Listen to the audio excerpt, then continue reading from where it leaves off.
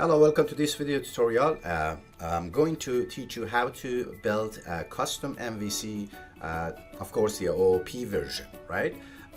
In order to organize ourselves, we need to create a few folders in our project, which contains different files or sub-directories, right? The two main directory that I need to create, one is going to be an app folder, and the next one is going to be a public folder, right? Public folder is what is going to serve or receive the request and replies back to the customer. So public is like a public folder on any web hosting, and that way we restrict the access to the app folder, which contains most of the file we need, right? Now let's go ahead and create some other subfolders inside the app folder. So if we talk about MVC's model view controller, so I'm going to create those folders in order to organize myself. So I'll go ahead and create one controller folder. Let me just expand this so we can see what it is in it. Then I will create another directory, call it view. And of course I will create another one called model. Okay. Now, beside these three folders, I have to create a little bit more folder as well. So the one I create here is going to be core, is a library folder which contains all the library, all the files that is shared across the project with different files that I create. And also I will create another folder called data. So in data folder is where I keep my data that I need to access, to manipulate. In this MVC model, instead of using database, I'm going to use file. But simply, if you work with a file, we can simply convert it to database as well. Okay, let's get to work. So the very first file I need to create is inside the public folder, and the file should be index.php. Now what I do is I want to send all the requests coming to the public folder to the index.php file. For that reason, I simply have to use a .htaccess file. But before doing that, let me go ahead and run the PHP built-in server. So I just cd to public, and I will go ahead and type php-uppercase s localhost, and I will go port 800, right? So now if I go ahead and open my browser, let me just go ahead and type localhost :800, I should be able to simply see a blank page since the index.php doesn't have much in it, right? So let me go ahead and put something here so we can see h1 homepage. Okay, so if I go back to the browser, refresh the page, I can see the homepage. Now what I want to do is I want to be able to send every single request coming to the public folder to index.php. So the index.php works as a bootstrap, meaning it receives the request, does something those requests, prepare them, and actually execute certain codes to return back the response. So for that reason, I'm going to create a .htaccess file. So I'll call it .htaccess. With .htaccess, I can manipulate the Apache, certain things with Apache as well. But here what I want to do is I want to write some condition and being able to redirect or route all the requests to index.php. So let me just go ahead and copy the code that I have, and I can explain more in detail. So if you look at this code, I'm saying rewrite engine on. Then I'm adding some condition here. If it's file directory or symlink, I simply want to send that request to index.php. I want to append the query string. These are the, let's say, parameter list, like name equal x and ampersand last name equal y, and so on, is going to be appended to that one. L is the last condition applied, so it will not follow any other condition. So now that I did this, if I go ahead and save this file, go back to the browser. Okay, let me see just the browser. I can simply go ahead and say test, and simply, as you can see, it goes to the index.php again. Test best, and ID 1, and so on, right? So all the requests are passed to the index.php. So that is where I will read the query string. In this case, this is a query string, and I simply extract the information and start processing the request. So the way we want to deal with this is simply I want to go ahead and be able to say home. I want to go to, let's say, contact us page, right? Something like that. Or I want to go to about us section of the home. Or I want to go and say some other material, whatever it is, right? So that's how I will go and call this page. So rest of this tutorial shows you how you can get this request, expand information, or explore the information, and respond with the request that you get. So the very first thing is, in order to make my life a bit easier, I'm going to create some constant variable that allows me to access different part of this application. So what I'm going to do is I'm going to add some constant variable here. So in order to just make the video a bit shorter, I'm just going to copy this information and I will show you the information. So here I'm defining a parameter or name that is called root. I use a directory name or dir name, which actually return the parent directory of the current parameter. In this case, is directory. I use the directory separator because simply I want to be able to run this code on different platforms, Windows, Linux, and so on. And as you know, a / are different. That's why I'm using the directory separator. I'm defining a few constant variable here. As you can see, they're pointing to different directory. Like I have the app folder, directory, view directory, model directory, data directory, and core directory. So what I'm doing here is I'm using the root that I have defined before and append the app and add the directory separator at the end. So for the view, I'm doing the same thing. So if you stop the video, pause the video for a second and look at these things, it's a very straightforward to actually access the information. Now, the other thing I want to introduce here is autoload. So whenever I want to use an object that I create of a class in PHP, I do not want to include this file myself. So I want to do autoload. So whenever I'm building a new object, it automatically will be loaded. In order to do that, what I'm going to do is I will go ahead and use the include path that is part of PHP. Now that I'm looking as I actually forgot to add the controller here, so I'm going to do that right now. Right, so what I do is I add the controller. Now I want to go ahead and set the include path, meaning in PHP I can say these are the paths that this application has access to. So whenever I define an object, it simply looks into the include path to see if it can find the related file or the class, so it can include it simply into the file. So I'm going to go ahead and simply will create an array. I call it modules. Okay, and I'll go ahead and I will add root, app, core, controller, and of course, finally, data, right? So I added all these modules. Now what I'm going to do is I simply go ahead and add the set include functionality. So I'll go set include path, right? Now what I do is I have to append the new values into the include path that is part of PHP INI. So I'll go ahead and I'll simply say get include path, which will return me the include path that is already defined in PHP INI, right? And then simply I'll go ahead here and I start appending. So I will use the path separator again in this case, so the one that allows me to separate the path that different value can be used in different OS. And I'll simply use the implode function, and I'm going to add the path separator as what I want to put this information together. Remember, these are array, so I want to put them together, but I want these elements to be separated by the path separator, so it can be simply added to the include path. And simply I'll go ahead and add the modules, right? So as I go with this, I should be okay for now. And let me just do a simple test here. So I'll go ahead and I do word dump, and I will say get include path. Let's go to our browser. If I can find the browser. Okay, and refresh this. So here you go.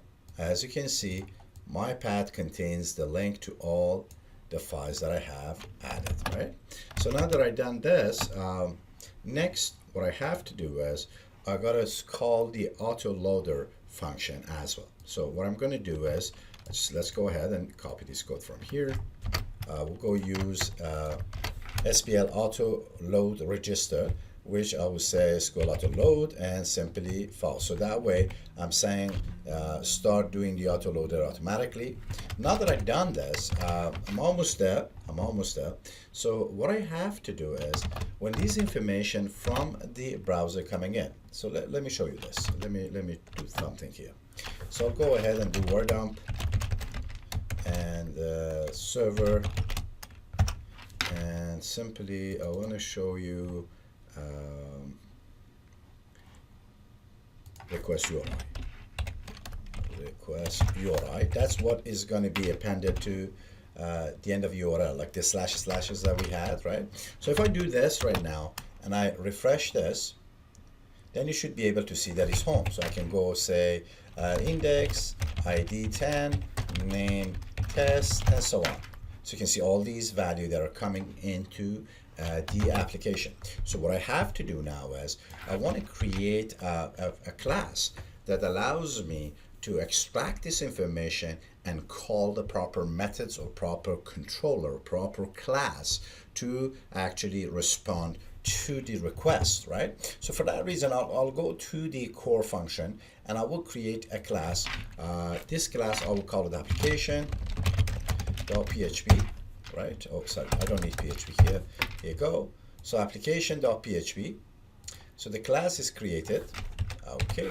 So what I have to do is, if I look at these URL right now, I consider the home to be the controller, index to be the action of that control or method in that controller, ID is the parameter name, 10 is the value of the ID, name is the parameter name, and test is the value of that parameter. So if I want to divide this, it's going to be one for home, second for the index, which is the method of that, and the rest are the parameter. So what I need in my class is I need to create 3 variables to actually hold those values for me, right? So I'll go ahead and add those. Protected. I'll call it controller. Okay, for now. Protected action. That's a method that I have. Okay, and finally I have protected parameters or param, right, which is an array, right? So all the parameters will go into one function. So let's go ahead and create the constructor here, public function constructor. Now for the constructor, what I need is I need to be able to parse this information that are coming in. So if I go here and I just simply say echo $server request URI. So let me just show you this. So I have created the class, I have the constructor. So what I have to do here is I can simply go ahead and call the constructor. That's all I need to do for now. So I'll go ahead and say new application. Okay. So now if I go to the browser, refresh the page, I should be able to see the request URI, right? So in my class, in my application class, what I'm going to do is I will create a function to actually be able to parse the URL for me. So I'll go ahead and do that. So simply I'll go ahead and create a second function, protected function, parse URL, right? Now for the parse URL, what I have to do is I want to get the request URI, and if it's not empty, I want to simply explode it into meaningful information. So for that reason, what I'm going to do is I simply go ahead and create a variable here. I'll call it request, and I will say trim server request URI with slash. So I want to get the right of the backslash that is coming on the URL at the end of the URL. Now I will go ahead and I will say if request is not empty, right? So if request is not empty, okay, let me just go ahead and do this. If it's not empty, I just simply have to split the request into different parts, controller, action, and the parameter list, right? So for that reason, what I'm going to do is first I will create a variable to get the information. So I'll go ahead and explode the values with the backslash, with the slash, sorry, and I will go ahead and simply go ahead and do trim the request. Oh, actually, I don't know. I don't think I need this, but I'll just put it here. Request, right? I want to get the request, and that should be it, I believe. Right? Yeah, it should be it. For some reason, I do have the trim here again. I'm not sure why. Probably is because I didn't have the first line of the code first. But in case if you have any issue, we come back. So this should be the place that I have to look into. So now what I want to do is, now if I go ahead and run this, if I do and go war dump URL, right? If I do this, definitely I got to call the function here. So I'll go say this. Parse URL, right? So if I go ahead and let's see what we have in URL. Let me just go ahead to the browser, refresh this. So these are what we have in URLs, because I explored the information that I had in the URI. So it become home, index, ID 10, name, and test, right? So now it's very easy to work with. So what I need to do is, the very first thing is I need to get the controller. So what I'm going to do is, I'm going to add a variable, which is this controller, and I will check if the first parameter, which is 0, if you look at the URL here, the very first one was controller, right? So I'm saying if it is set, simply use the value, and I will put all the controller class that I have. I'll add the word controller at the end of the file name. So in case if it's home controller is like this, if it's index controller is going to be index controller, or whatever it is, I will add the word controller at the end of the class name or the file name as well, right? So here I'm saying if it's there, just get the very first parameter. In our case is what was it? It was home, right? And add the controller to it. So make the menu. So not make the menus. Make the controller name. Right, what I do is, for default, I will say if this is not there, if this is not set, simply use the home controller. As a matter of fact, I can go ahead and add this one here as well, right? So I can make a default home controller here. I'll just copy that. For the action, I can say, okay, the action name is always index. If it's not passed, and the parameter, I'll leave it empty, right? Now what happened here, since I have created a name of the controller, I should be able to create the action as well. So I do the same thing for the action. So as you remember, I have a parameter called action. Simply go on, and I say this action, if its parameter URL second element is set, use the second element. Otherwise, use the index name. Now that I have used both for the controller and I found the controller and the action name, I don't need those two array element. So I can simply go ahead and use the unset function and unset the URL 0 and URL 1. So I'm removing these two elements from the array. Whatever is left after that in the array URL are the parameters. So what I can do is I can simply go say this params equal, yes, URL, right? So what I can do here is I just have to check if the param contains value or not. So for that reason, I just simply go ahead and say empty. If it's not empty URL, if empty is URL contains some value, so simply go ahead and use the array values function, because I just need the function, I just need the value of that array, and I will go ahead and get the URL. Otherwise, I simply put an empty array, right? That's all we have to do for the controller for now. So now that I have created this function, so if I go here, I should be able to say this. Let me just echo them so we can see the value. Echo this controller, right? And if I go ahead and do a BR here, and then this action, right? So if I do these right now and I go back to my browser right here and refresh this, so I can see home controller is the name and index is there. Of course, if I go back here and I do, let me see if I can do this, print or this params, right? So if I go here, should be able to get the parameters as well, right? So as you can see, now I've accessed all the information. Everything should be okay at this point. Now what I have to do is I have to load the proper controller, right? Now, what I want to do is I want to fix the controller, create the controller first, so you can have an idea about the controller. Controller is a class, so a controller is a workflow, is an action that the user can take as a workflow that can take on calling some resources on your application.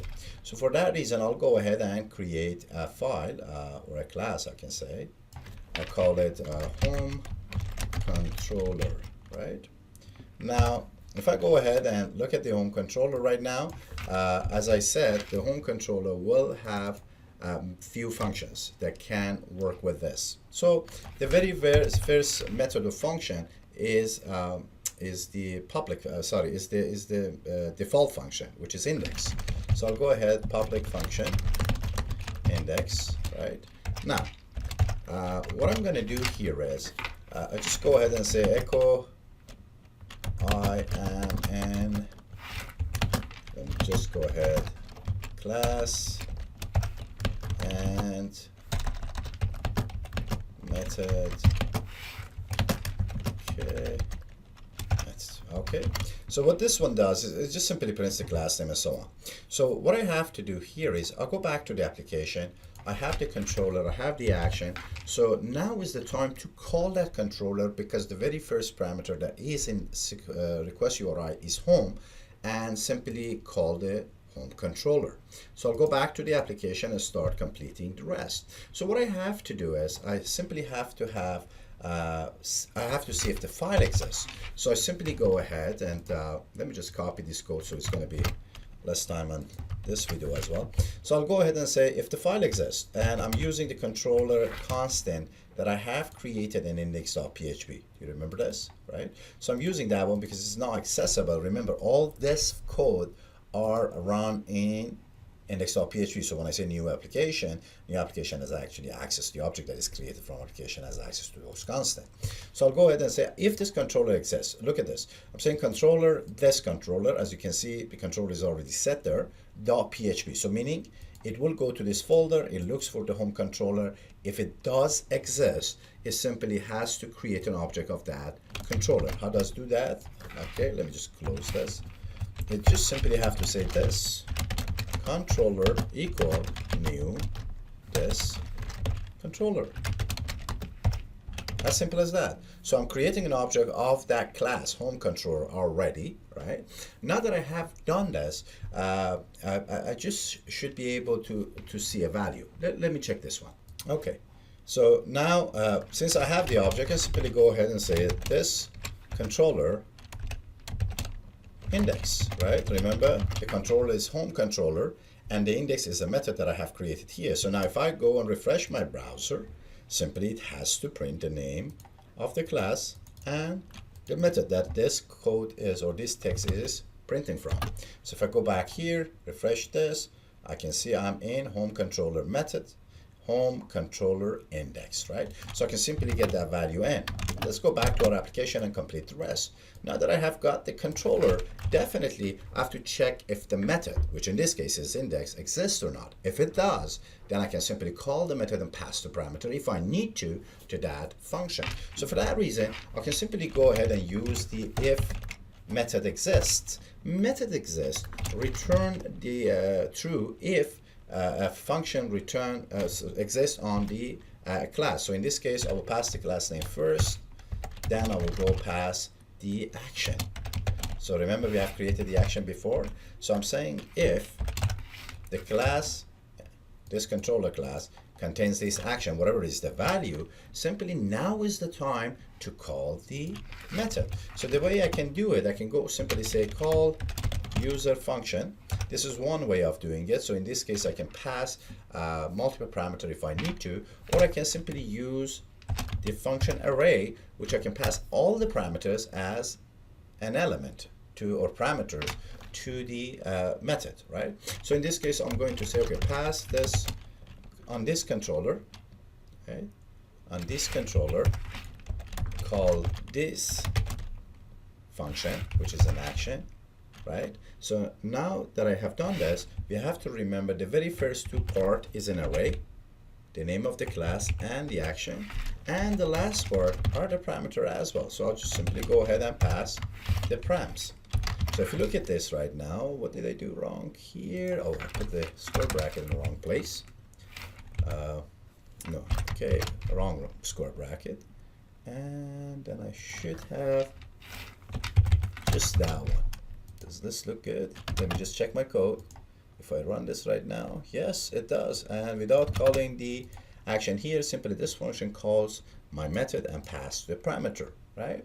So now, of course, if I want to pass certain parameters to this method, I can simply go ahead and use optional parameter. Like for instance, I can say ID is equal nothing, name equal empty string, and so on. So in that case, if the parameter are passed through the params, in order that they are added to the array will be passed to the parameter. So ID will be the first parameter of the array and name will be the second one. So I can access those in my function.